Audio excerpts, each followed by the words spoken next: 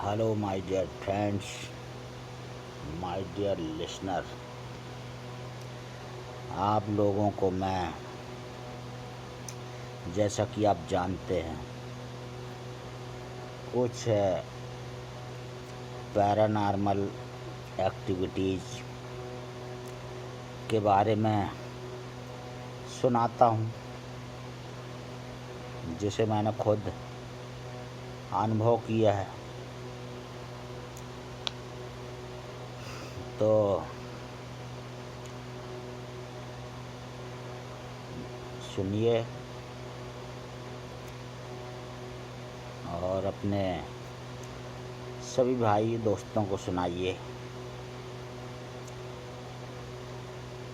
मेरे खुद के जो कुछ अनुभव हैं वो मैं सुनाता हूँ, और मेरे सभी वीडियो देखिए, सभी वीडियो सुनिए। आपको एक वास्तविकता को समझने का अवसर मिलेगा।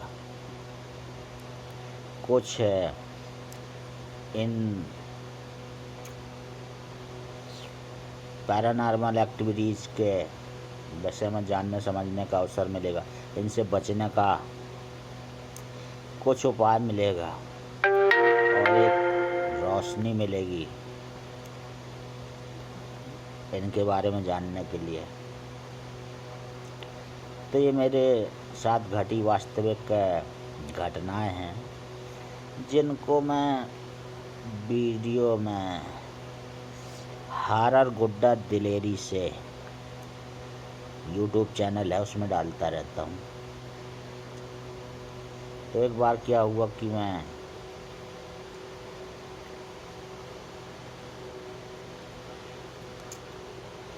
मैं अपने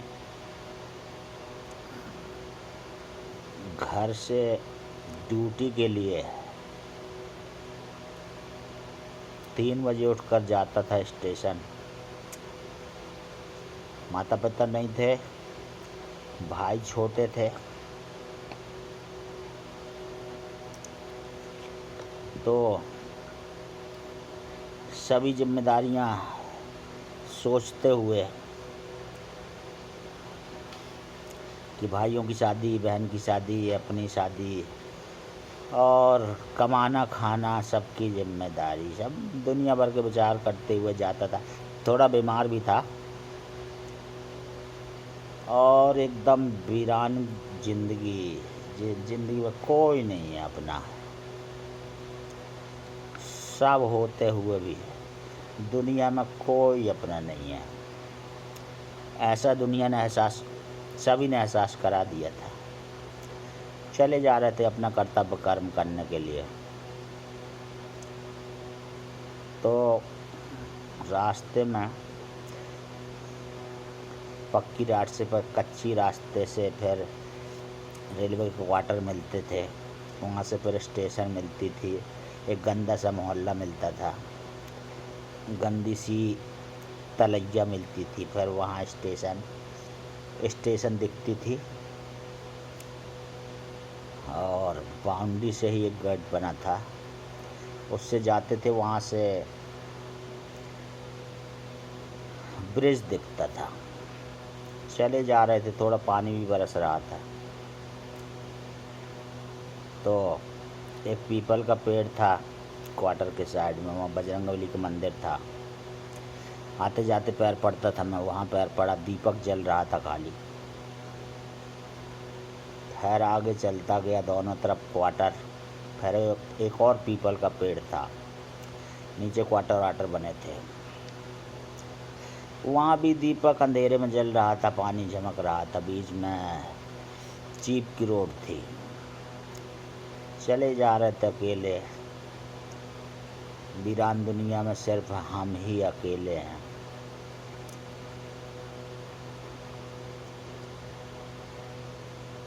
चले जा रहे थे, अब स्टेशन आने वाला था। तो स्टेशन बाउंड्री दिखने लगी, गेट बना था, बाएं साइड तलैया थी गंदी संदी। उसी के बाजू से रोड और बाउंड्री दिखने लगी, गेट, और वहीं से स्टेशन के ट्यूबलाइट से बाउंड्री के ऊपर से ब्रिज दिख रहा था, ऊपर का हिस्सा।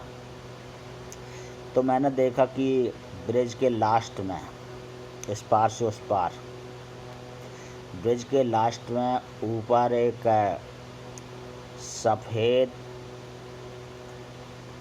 करीब 10-15 फुट की लेडीज़ खड़ी है, सफ़ेद कपड़े पहने हुए, बाल फैलाए हुए है, और वो स्टेशन के वहाँ एक टंकी थी, उसके बाजू में पीपल का पेड़ था, उस ब्रिज के साइड में, बाउंड्री के पीछे। वो लेडीज़ खड़ी थी और ज़ोर से आवाज़ चिल्लाया उसने, बहुत ज़ोर से आवाज़ चिल्लाया कि पूरा आकाश हिल गया, बिल्कुल आत्मा से चिल्लाया उसने। उसकी आवाज़ में बहुत दर्द था, पता नहीं किसको आवाज़ दे रही थी, और इतनी तेज़ भयंकर आवाज़ थी कि उसी समय बादल घड़घड़ाने लगे, एकदम जैसे उसी की आवाज़ की वजह से पूरे बादल घड़घड़ाने लगे, एकदम भंवर सा छा गया बादलों में। इतना भयंकर नज़ारा मैंने पहले कभी नहीं देखा। ऊपर देखा, अब वो बस लगता किसी को चाहती थी क्या, उसी का नाम लेके वो बहुत ज़ोर से चिल्ला रही थी पूरे आकाश में। पूरे, मेरे को लगता 10 किलोमीटर, मेरा ऐसा अंदाज है 10 किलोमीटर तक उसकी आवाज़ गूंज रही थी पूरे आकाश में, चारों तरफ। मुझे ऐसा फील हो रहा था, मैं थोड़ा घबराया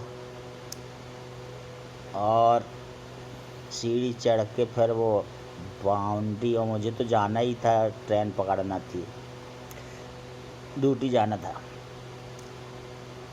मैं धीरे धीरे चढ़ के बाउंड्री के पास, गेट के बाहर प्लेटफार्म पर पहुंचा, उसको देखता रहा। वो बस थोड़ा देर में बहुत भयंकर चिल्ला रही थी, बड़ी जैसे आत्मा निकल रही हो उसकी, ऐसा आवाज़ से वो। मैं अब स्टेशन पहुंच गया था, ट्यूबलाइट जले हुए थे। मैं देख के थोड़ा ठिठक के खड़ा रहा, देखता रहा। वो दूसरे तरफ, ब्रिज के दूसरे तरफ के ऊंचाई पर, टॉप पर खड़ी थी। फिर मैं आगे धीरे धीरे प्लेटफार्म में, हालांकि मैं ब्रिज चढ़ के उस पार जाता था, लेकिन उस दिन मैं धीरे धीरे ब्रिज से चढ़ा नहीं, आगे प्लेटफार्म बढ़ता गया, कभी उसको देख लेता था। फिर मैं लाइन पार किया उतर के, मैंने कहा ब्रिज से न जाऊंगा, ये न जाने क्या क्या है। लाइन पार किया और दूसरे प्लेटफार्म में पहुंचे जहां ट्रेन आने वाली थी। कोई नहीं था, पानी झमक रहा था, थोड़ा पानी की फुहार सी पड़ रही थी। अंधेरा था, बस ट्यूबलाइट जल रहे थे स्टेशन में। उस तरफ प्लेटफार्म में मैं चढ़ा, फिर उसको देखा, सीढ़ियाँ ब्रिज की दिखाई दी और ऊपर का टॉप तो फिर वो नहीं दिखी। टंकी, पीपल का पेड़ बाउंड्री के पीछे, सो सब भयावह तो था ही, दिख रहा था। फिर मेरा साथी भी अप डाउन करता था, हामिद भाईजान, वो मिल गया दुबला पतला मेरे से, मुलाकात हुई, हाथ मिलाए। फिर मैंने बताया सब भाईजान को। बोले यार मैं भी कभी कभी वहाँ खड़ी देखा हूँ, मैंने कहा आवाज़ सुने हो क्या? बोले नहीं, हम तो आवाज़ नहीं सुने, हम तो वहाँ स्टेशन के नीचे कुर्सी में बैठे रहे, फिर हम टहलते हुए आए। हमने कहा चलो यार अपन आगे चलते, वहाँ जगह मिल जाएगी। अब उसी ब्रिज के नीचे से निकलना था प्लेटफार्म के। चले, खैर नहीं दिखी वो। ट्रेन आई, ट्रेन में बैठे, उतरे अपने वर्किंग प्लेस में जाने के लिए दूसरी स्टेशन में। फिर वहाँ से वो तो अपने कहीं और निकल जाते थे चाय पीने, हम नहीं जाते थे। समय रहता था तो थोड़ा सा हम एक चुन्ना घाट नाम का एक छोटा सा कस्बा था स्टेशन के आगे, और करीब वो 20-25 एकड़ में, बल्कि ज़्यादा ही में, वो मरघट टाइप का था। वहाँ जितनी भी लवारिस लाशें हैं वहाँ गड़ा दी जाती थीं। अब बहुत गंदा घूरा दुनिया भर का, बहुत गंदा एरिया से। वहीं से गली से जाके फिर मैं, वो एक रिश्तेदार रहते थे अपने दोस्त के, वहाँ पर जाके मैं उनके दरवाजे के सामने, वो सोते रहते थे, मैं उनके दरवाजे के सामने, थोड़ा पट्टी थी, उसी में लेट जाता था। कंबल अम्बल थोड़ा सा लिए रहता था, एक तकिया, उसी को रख के लेट लेता था सब सुबह का इंतज़ार करने के लिए। तो मैं उस तरफ चल दिया, और चलते चलते, रास्ता काफ़ी लंबा था, वो लगभग आधा 1 किलोमीटर। चलते चलते मैंने देखा कि एक जगह आग सी जल रही है पगडंडी के साइड में, तो वही घूरे में जहाँ मुर्दे उर्दे फेंक गड़ा जाते हैं। 2-3 लोग खड़े हैं, बाबा टाइप के, काला काला कपड़ा, जैसे तांत्रिक मांत्रिक से नहीं रहते, अंधेले में दिख रहे थे वैसा। वो आग की रोशनी में दिख रहे थे। थोड़ा ठंडक सी लगी तो मैंने कहा थोड़ा जाऊं देखूं क्या है। जाने लगा तो मैंने थोड़ा देखा, दूर से देखा मैंने कि तीनों दारू पी रहे हैं आग जला के। ऐसा लग रहा था कि नशा चल रहा है। मगर वो तीन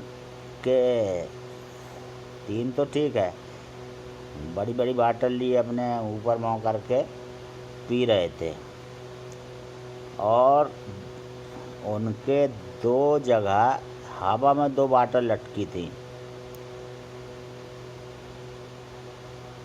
वो भी हवाई में बाटल घूम जाती थी, और गट गट की आवाज़ आ रही थी। मैंने कहा ये क्या है?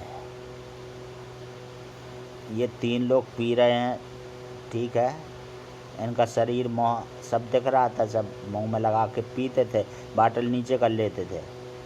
और फिर वो 2 हवाई में, कोई नहीं था, हवाई में 2 बाटल लटकी थी, और वो भी ऐसा बाटल घूम जाती थी, वो गट गट की आवाज़ आती थी। और बड़ा डरावना सा माहौल बनाए थे वो लोग, आग माग जला के, न जाने क्या मटकी अटकी सी रखे थे। कुछ क्रियाकलाप करते रहे होंगे। जैसे ही मैं वापस हुआ, अपनी पगडंडी में पहुंचा,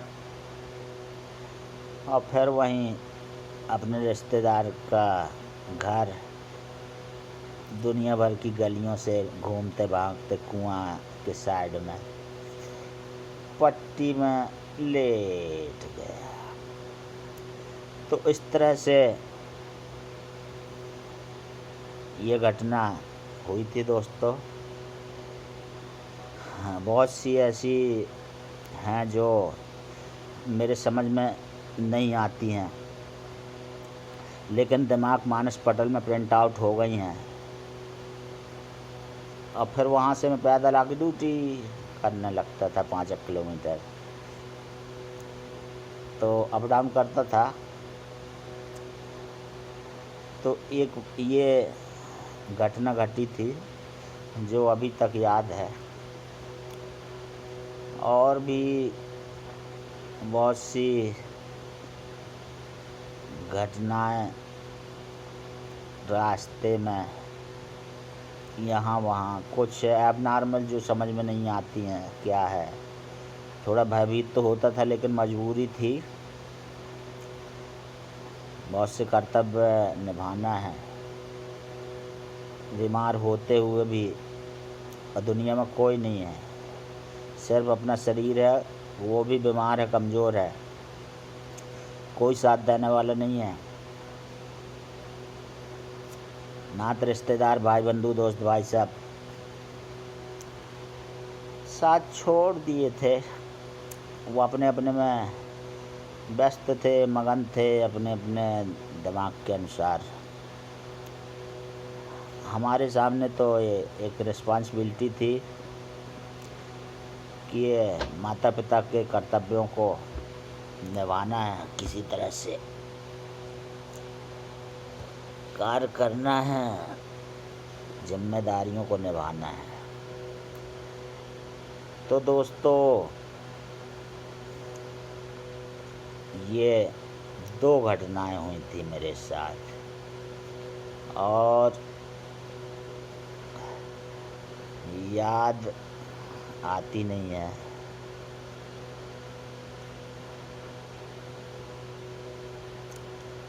ठीक है दोस्तों, और बताऊंगा मैं, तो लाइक कीजिए, सब्सक्राइब कीजिए, शेयर कीजिए, अपने दोस्त भाइयों रिश्तेदारों को सुनाइए, और समझिए कि ये ऐसा क्यों होता है, ये कौन सी शक्तियाँ, ये तो सब हैं, इनसे सावधान भी रहना चाहिए।